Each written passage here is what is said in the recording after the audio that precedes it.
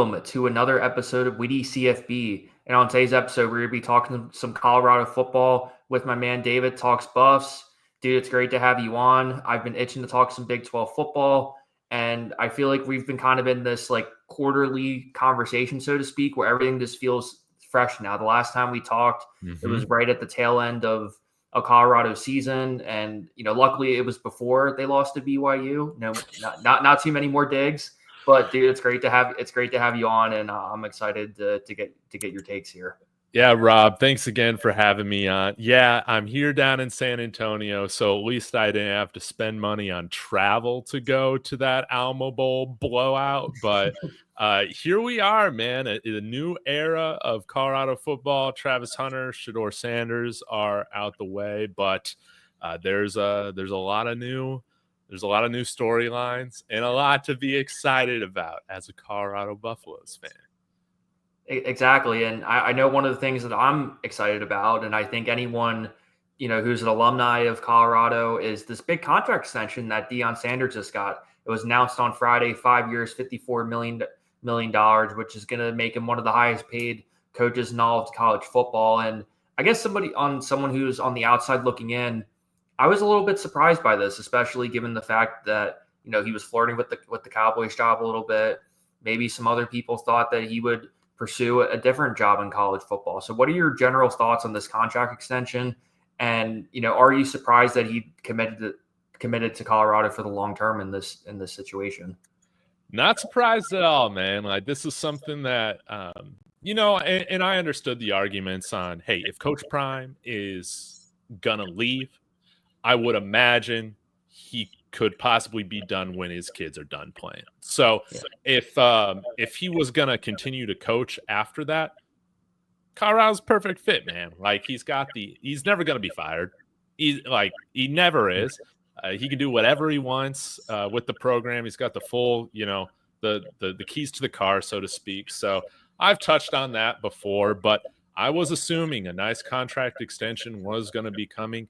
And, Boulder, it's not maybe I should throw some shots. Maybe this isn't Starksville, Mississippi, man. Yeah, Boulder, exactly. Colorado, like, there is money like in this area, and there just need to be some proof in the process, so to speak. And, we've been a dormant fan base for a while, but I knew that they were going to be able to find the money if everybody was, they felt good enough about it. So I imagined that it was going to happen some point this offseason. I didn't expect it to happen as late as it did, but you could kind of see the writing on the wall with this. Bringing in Marshall Faulk. He's not just doing this for charity, okay, to coach the running backs. We're bringing him on at a salary. We're bringing in Domata Peko to work with Warren Sapp on the defensive line. Robert Livingston was extended two extra years prior to this. Our defensive coordinator turned down NFL jobs to stay here and get extended. Bringing in Byron Leftwich to coach the quarterbacks. Like, these aren't just, bargain type hires. We're spending money all over the place. We're finally getting rid of the grass, which was tough to maintain, especially in the winter parts or the colder parts of the year. So that costs money as well. The spending was happening everywhere except on Coach Prime. He wanted to make sure that everything else got taken care of before we got this contract. And I'll just say this, Rob, you can't call us a poverty program anymore, baby. We are not a poverty program. Average annual value on Coach's salary, I think we're right there at number 4 with Coach Prime. So Oregon, Dan Lanning, get on our level, baby. Exactly, dude. And people don't realize this too, but majority of football programs in college football run on a deficit too.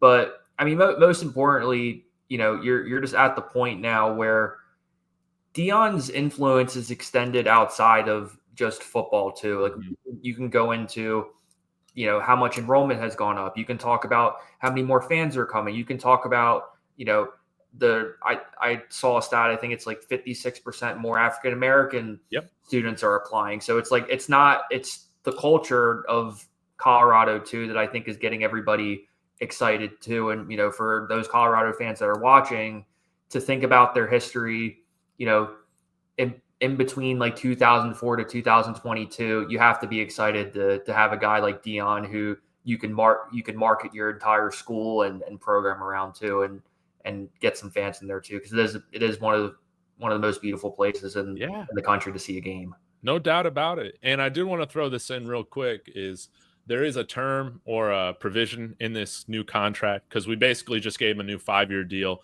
You can only go up to 5 years for state employees in the state of Colorado. That's why it's not longer. But there is a provision in there that in good faith, both sides will start renegotiation on a new 5-year deal after 2027. So I think you can kind of look at it like Coach Prime is on essentially 2-year contracts with substantial buyouts. After that, the buyouts go down quite a bit, and that's going to be incentive for CU to re-up him and so forth. So I think it's fair. I don't know if he'll be coaching here for 15, 20 years or anything like that, but it feels great to re-up him. And again, you can't call us poverty any longer. Exactly, too. And now, they got the money coming in. They, got a number of, really strong kids in the transfer portal and also in the recruiting aspect too. I mean, in the last recruiting cycle, Colorado, they were 37th ranked, just 14 freshman commits. But obviously the big storyline is, this quarterback. I don't know if you want to call it a battle, but, you got Julian Lewis too, and you have the transfer Caden Salter too. So, I'd love to get your general thoughts on Caden Salter and Julian Lewis, because I think it's pretty obvious that Salter is going to be the starter. But, what do you see from those two, and how do you think Pat Shurmur is going to utilize those guys? Well, it's going to be interesting to see what Pat Shurmur does, because I think some of the reasons why Caden Salter turned down some other big programs, Michigan, for instance, wanted to come out here, was because it is an exciting brand of offense, exciting brand of football. And hey, I think Shedeur, obviously, he'll be a pick in this year's NFL draft. I still think he'll be a first-round pick, but we'll see what happens. But obviously, he loved to throw the ball downfield at Liberty. Shedeur, Pat Shurmur loves to throw the ball downfield as well, but I think that he can mix in, some of those pro concepts to get him prepared a little bit more for the NFL compared to like maybe a school like Michigan where it's like, hey, you're going to be handing the ball off like 80% of the time. That's not something that he wants to do either. So the NIL was obviously right. And I thought that if you're going to build off of this 9-3 year that we had, or I guess 9-4 with BYU, great year, you need a veteran quarterback in here. And with an offensive line that I still expect to take a step this year, it's not elite. No, this is still a work in progress offensive line. And people forget Julian Lewis is an early declare.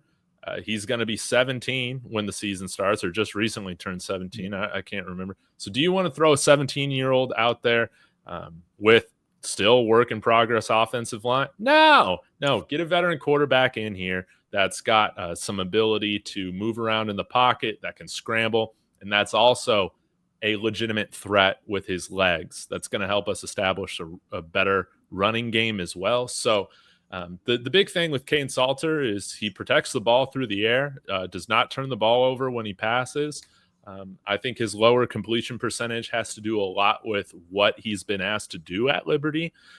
We're throwing a lot downfield, a lot of balls downfield. But the biggest thing with him is, can he protect the ball when he's running? I think he had double-digit fumbles both of his last 2 years at Liberty.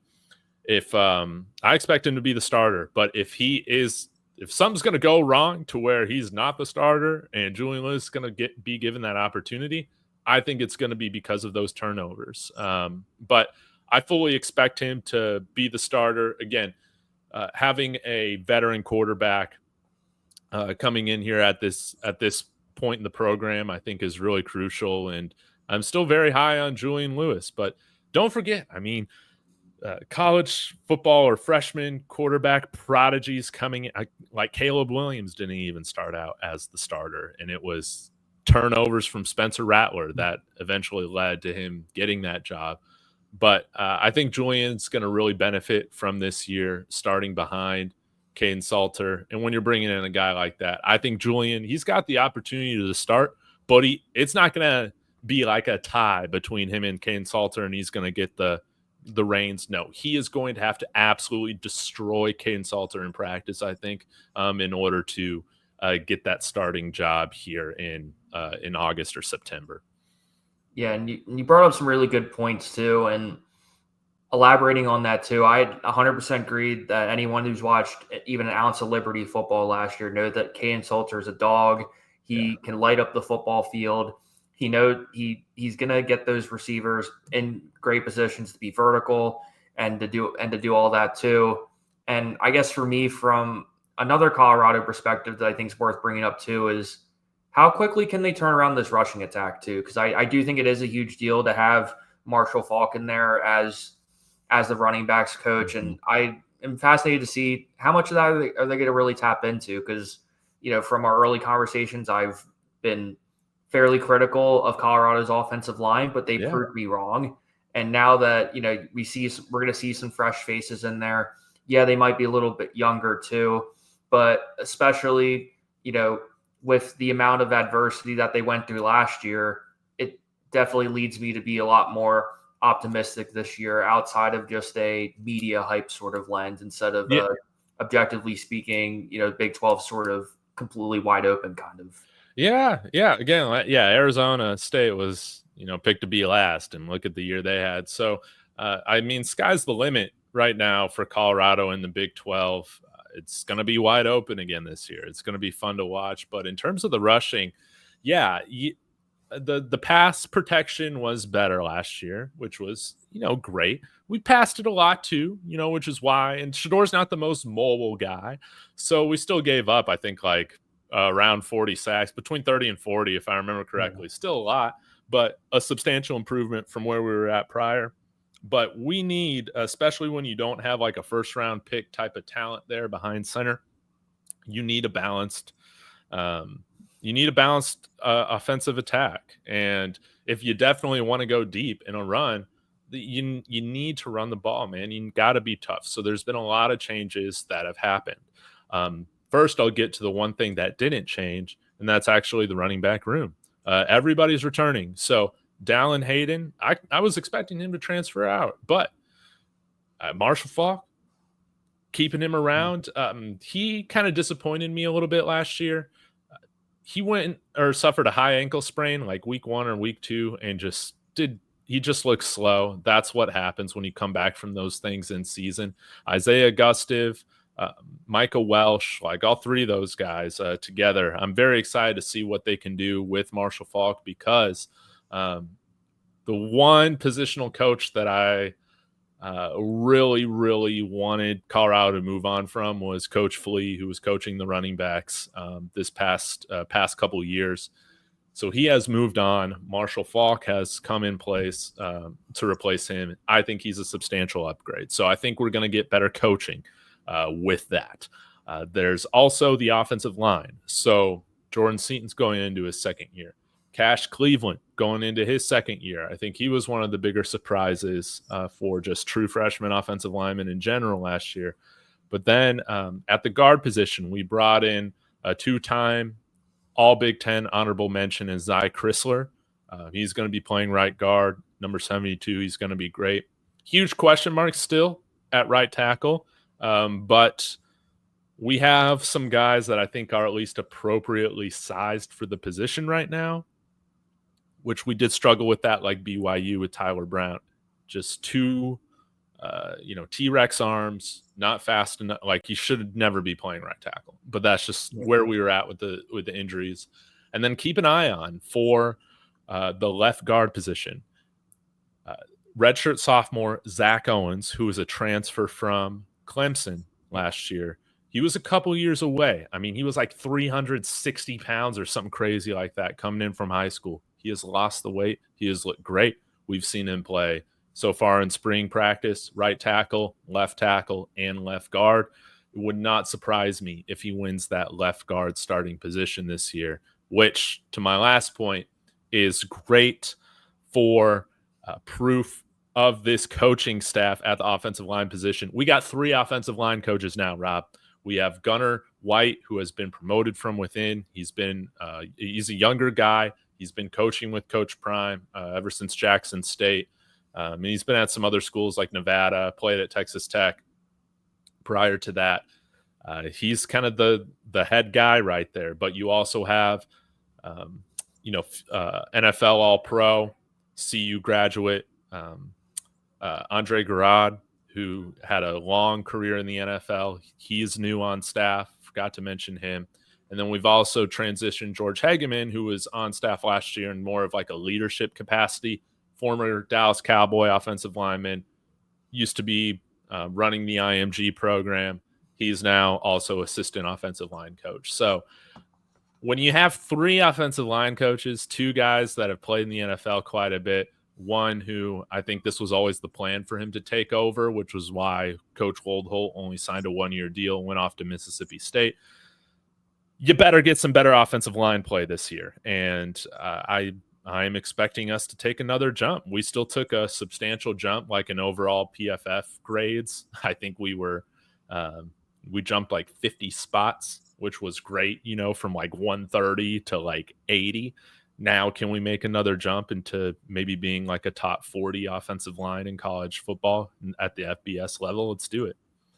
Exactly, too, because I think anybody who's watched any Colorado football last year can objectively say, hey, they're definitely making some strides in the right direction. And you mentioned it too, the big liability, so to speak, on that Colorado offensive line were left guard, and particularly at the center position too, where anytime they even had to get those tough, 3rd and 1s, 3rd and 2s, 3rd and 3s, you sat there half the time, and Colorado was forced to do some sort of shotgun, formation, because Shedeur is not athletic in the sense of being able to scramble much, or he can get a couple tough yards here and there, but you don't want him to take hits all the time. No, yeah. So it's finding that balance too. And, Robert Livingston, they're heading in the right direction defensively too. And, things are kind of adding up in that direction too. But, I'm thinking about this now. We're heading into spring football. We see Colorado's schedule, and there are a number of intriguing matchups on here.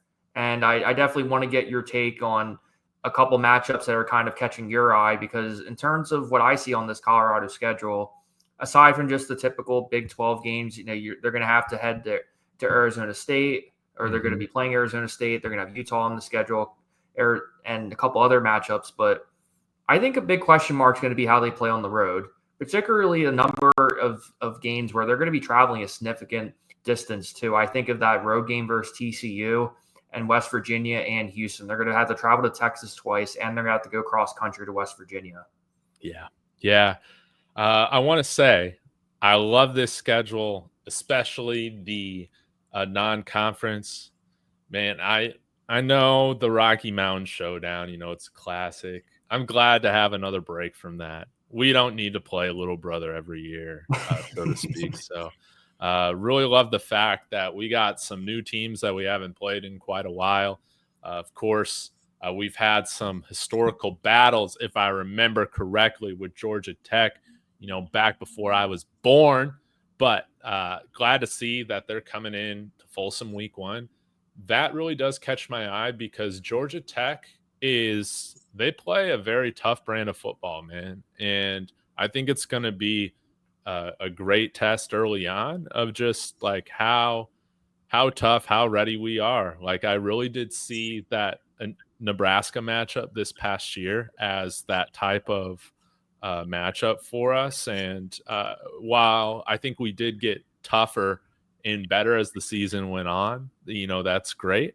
I think, again, that was an eye-opener for us that, hey, maybe we got some room to grow in when it comes to, playing some of these guys that really want to come in and make a statement against us. And we did struggle with teams that had kind of an extra oomph against us, with Kansas State, Kansas, right? Oh, my God. They didn't even punt once in that game. That was on my birthday, Rob. Like, that was a rough one. So Georgia Tech, that's an interesting matchup, because you're going to know from the get-go, can our team run the ball? Are we going to be able to punch back? Are we going to be the bullies on the field? I think one advantage for us going in favor for us against some of these tougher teams, again, I alluded to it, is by having state-of-the-art turf there. We are a team that is built on speed. Turf will maximize that.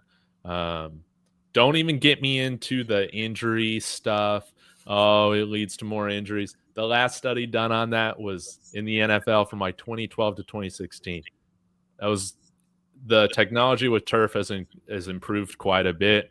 I think that this is a huge win for CU because I've had a lot of issues with how the field has looked and how it has performed at certain points to our detriment at home. So that's going to be fun, playing them on turf in Folsom. Georgia Tech's a team that I really respect. Wyoming, I'm interested in this one. Now, Wyoming was pretty bad last year, but this is going to be one of those tests where it's like, can you just handle your business? Similar to CSU last year. Do you just handle your business? If you can do that against the teams you should beat, just destroy them. That's going to make me feel much better going into conference play. It just is. Even though we got a matchup against Houston before then. But some other matchups that I'm really excited for. I am excited to go against the conference winner, Arizona State. I'm very thankful that's at home. They are missing Cam Scadaboo, but they still have plenty of talent. Kenny Dillingham is, you could say he's the best coach right now, I think, in the Big 12 with what he has done. I would say that, even as a Colorado fan. So, especially all the sanctions that they had before, with Herm Edwards and Antonio Pierce. And, for them to have that kind of turnaround that quickly, it's a testament to what they're building over there, too. And Arizona State's a tough place to play, especially they proved that at the end of the year, too. So I think Deion's definitely going to have that circled on the calendar, too. Yep. And then probably the last one, this is a great one because I really felt like the game last year really restarted the rivalry, so to speak, with Kansas State. Avery Johnson's a dog, too. He's the real deal. I think he's going to be someone we're going to be talking about for the next year or two also, because I'm pretty sure he's only a sophomore. Yeah. I think he should have. Well, that was his redshirt freshman year last year, right? Yeah. So, has a couple years left at least.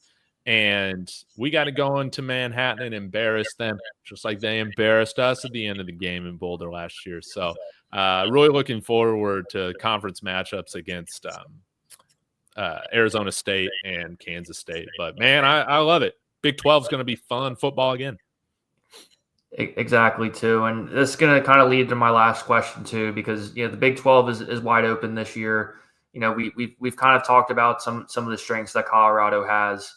But in terms of, their path in terms of, solidifying themselves as, the top dog in the Big 12, what are some of the weaknesses that you kind of see in this program or things that you think could possibly linger too? And, any recruits also stand out to you as well that you think will make an immediate difference maker for this program? Well, I don't really see a ton of true freshmen playing. I don't. We're kind of getting to the point where it's great. There's a little pipeline that's developing now. You can kind of groom guys and prepare guys before you're just throwing them out there, which is great. So, in terms of some weak areas, I'm very bullish on our starting corners with DJ McKinney, Colton Hood, Preston Hodge is back. So that's going to be our starting three cornerbacks, but there are a lot of question marks behind there. If we have a guy in the secondary go down, our depth is going to be tested. That's kind of a really big question mark right now. We also have two new starting linebackers coming in since both of our starters last year are, they moved on. They're pursuing pro or transferred out to Alabama. So these are guys that have played at the G5 level, similar to Nakai Hill-Green, who was all Big 12 for us, second team last year. So that's going to be another big thing to watch. How do Reggie Hughes and Martavius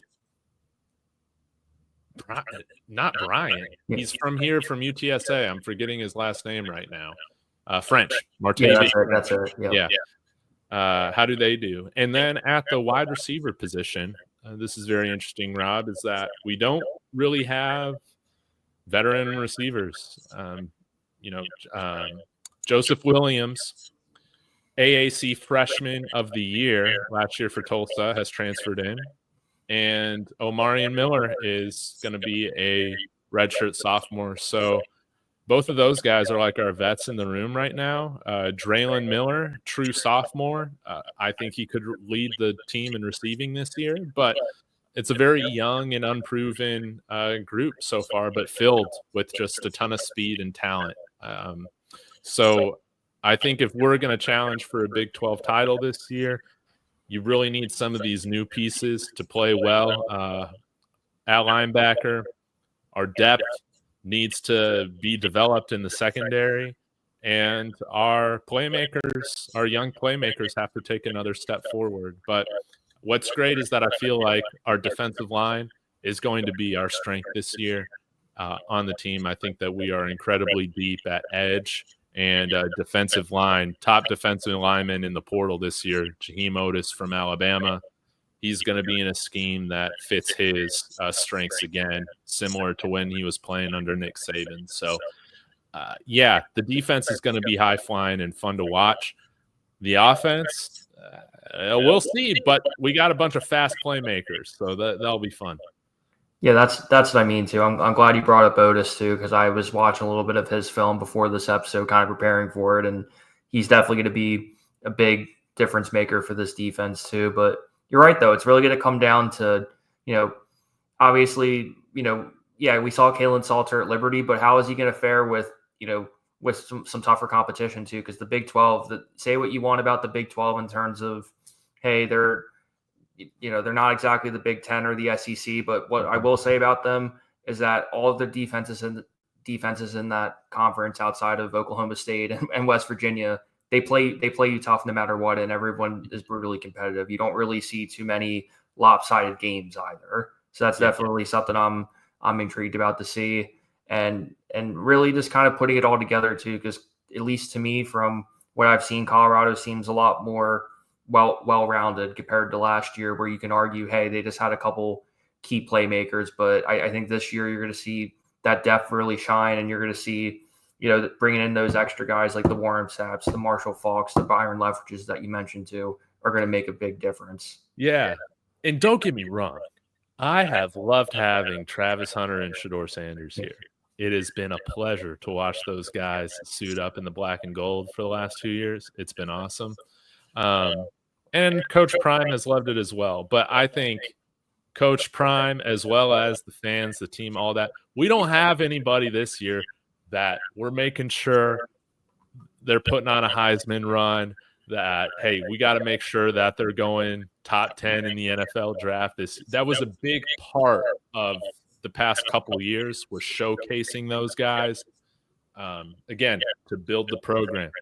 You're going to see a different style of football, I think, this year. There's going to be no, kind of side agendas to this. It's just going to be, about winning football games. And I'm excited to see the next era of Coach Prime football kind of, we don't have a Travis Hunter or Shedeur Sanders yet. And I'm very interested to see how he coaches his team, because it's the first time he hasn't had that.